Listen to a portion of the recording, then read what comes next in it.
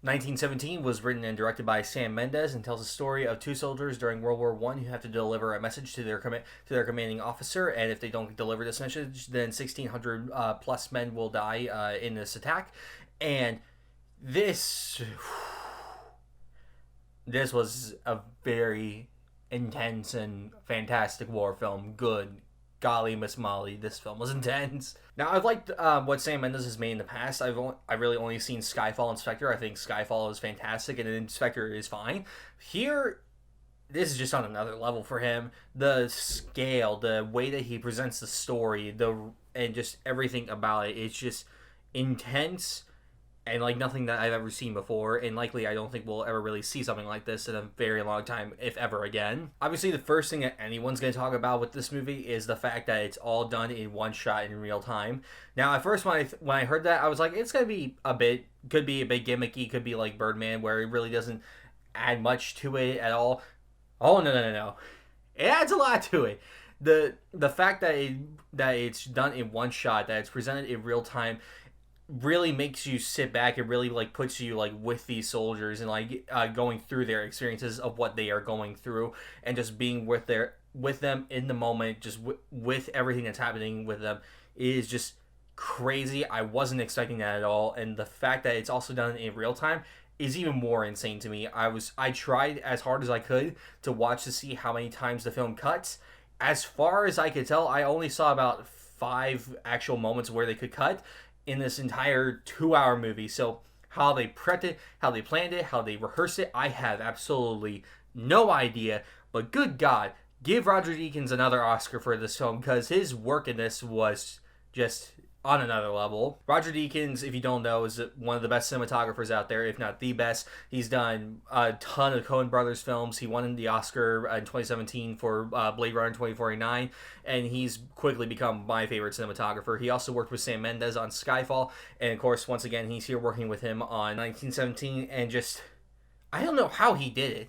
The fact, and as far as I can tell, it looks like most of it was used with natural light, because just the sheer scope of like how long these takes are, and just just everything about it had to have been done with natural light. So just like, how did he do this? Because if you do anything with film, you know how difficult it is to shoot with natural light and the challenges that presents on its own.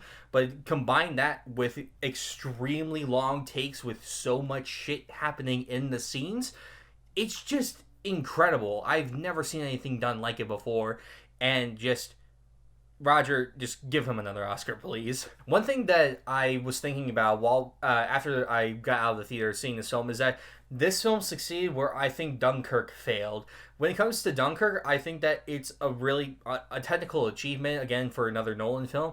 But in terms of like its characters and us really getting to care about it, we don't, and that's kind of the point, but that's also a problem with Dunkirk. In that film, we don't, because the way that Nolan presents the film, it seems like that we're supposed to be with these characters in the moment and like feel for them when something bad happens to them or when they're in an intense situation.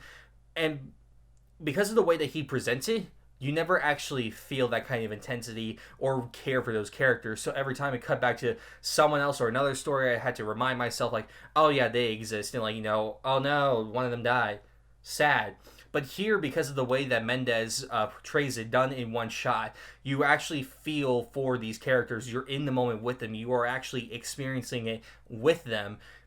And that's just, it excels so much more at getting us to care for these characters, way more than Dunkirk ever did. I know that's an unpopular opinion to say that this did something better than the Nolan film, but that is the truth. Despite this film not having much characterization for our main characters at all, it still gets us to care and feel for these characters and their journey and their mission and what they had to do because of the way that the film presents it.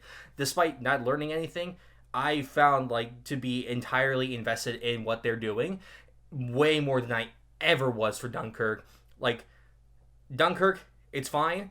This is just on another level for so many more reasons. If this wins the Oscar for Best Picture, I won't be mad. It is an incredibly well-made film. The intensity, the cinematography, the acting, the main actor, that guy, he was just wow.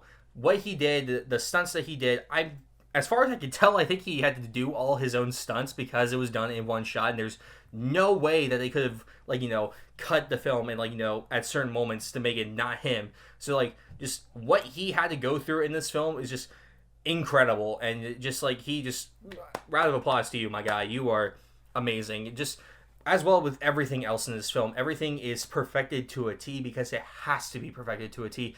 If something is off, then you have to, like, stop, like, your 20-minute shot that was almost done. You have to reset everything and go back to the beginning. And if you know anything about film, you know how long it takes to set up a shot. So in something like this, where something goes for like 20 plus minutes or something like that, you have to perfect it to a T, because if you don't perfect it to a T, then you are royally fucked. And I cannot express that enough. And everything in this film, it gets it right.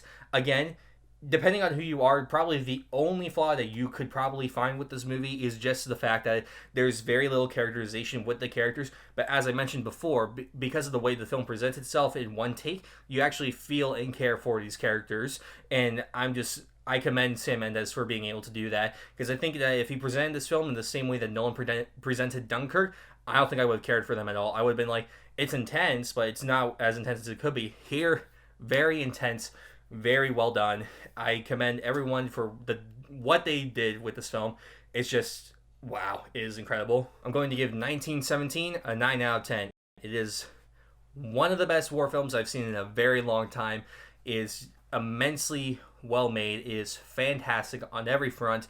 Roger Deakins deserves another Oscar for his cinematography in this film and what everyone else accomplished.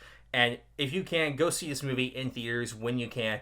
It deserves to be seen on the big screen. It's on another level. So that was my review of 1917. If you've seen it, let me know what you thought down in the comments below. Make sure you subscribe so that way you can stay notified for more reviews. And I will see you all next time.